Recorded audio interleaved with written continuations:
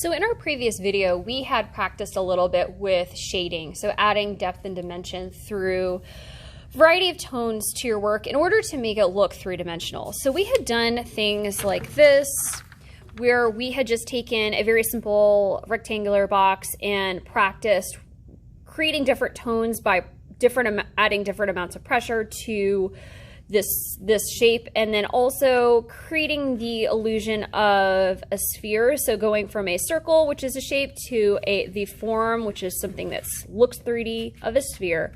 Same thing with the boxes here. So turning this box into a cylinder. So shape to form here, all through different amounts of pressure and direction with our drawing pencil here.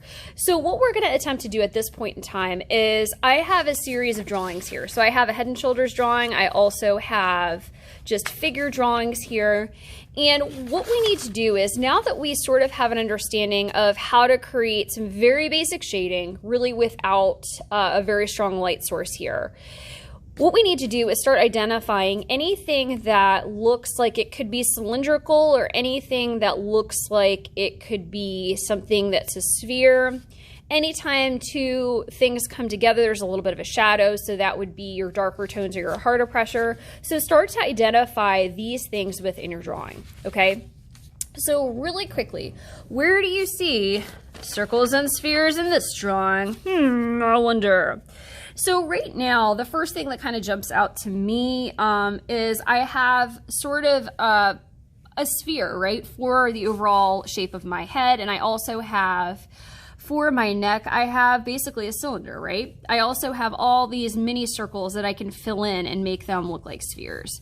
So I'm going to apply this shading here that I did in a very light way to my neck of my person here, okay? So I am going to keep it dark towards the outside, light toward the middle. I'm going in the shading in the direction of the shape. I'm also going to do the same thing here. So dark at the outside, I'm curving with the shape. And making it lighter toward the middle. Okay. Anytime where two things overlap, like where it overlaps with the shirt here, I would make it a little bit darker. Where it overlaps with the face here, I would make it a little bit darker. Okay, just to kind of give you a heads up. So this is what I have right here so far. All right. I would definitely shade in the shirt. I just don't want to waste our time here. So the other thing is, for the face itself, this is an oval, which we could very easily transform into a sphere, right? Now, I wouldn't make the shading on the face this dark, but we're going to apply that darker sort of tone toward the outside with like definitely lighter in the middle. So I'm going to add a little bit of that. And again, where anything overlaps something else, like the hair overlaps the face, there might be a bit of a shadow there. Okay, so I'm adding a little bit of this.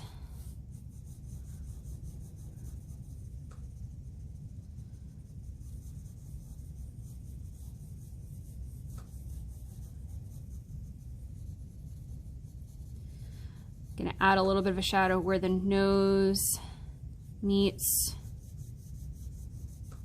Can make it darker here. Okay, you kind of get my point. So where things come together, it may be a little bit darker, okay?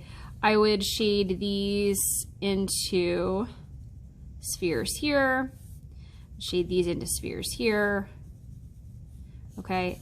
And then I would definitely add a little bit of shading into the hair itself. Darker toward the edges, like lighter in the middle. If I feel like the light's coming from up here at the top, I would keep that light. And I'm starting to always kind of shade in the direction of your shape. I'm not doing the best job with the hair here. Okay, but since this is going like this, I would shade this direction.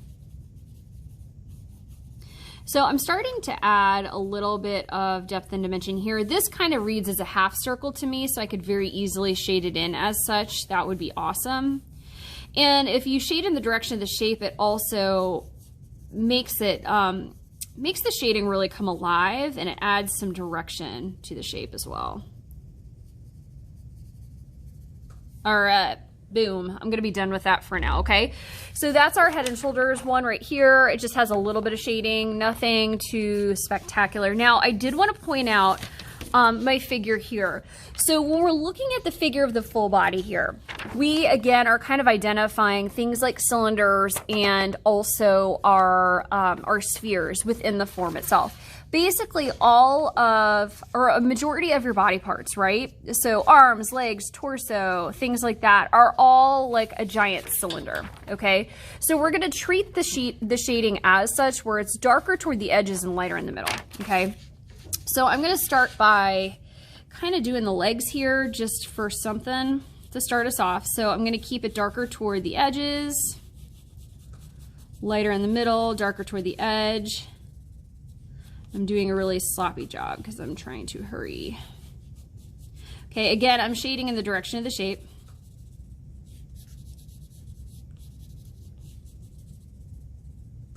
And anytime where things kind of come together, I'm keeping it a little bit darker.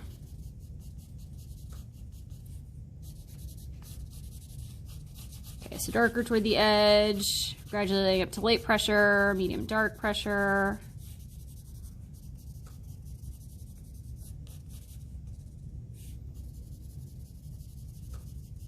Keep that a light tone. I'm gonna make it a little bit darker here.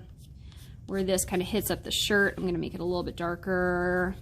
Maybe a shadow, a little bit of an overlap there. Okay. So you can see how we have a little bit of a pop here. I think I would go back with an eraser and maybe even hit some more of those highlights a little bit. Okay, same thing here.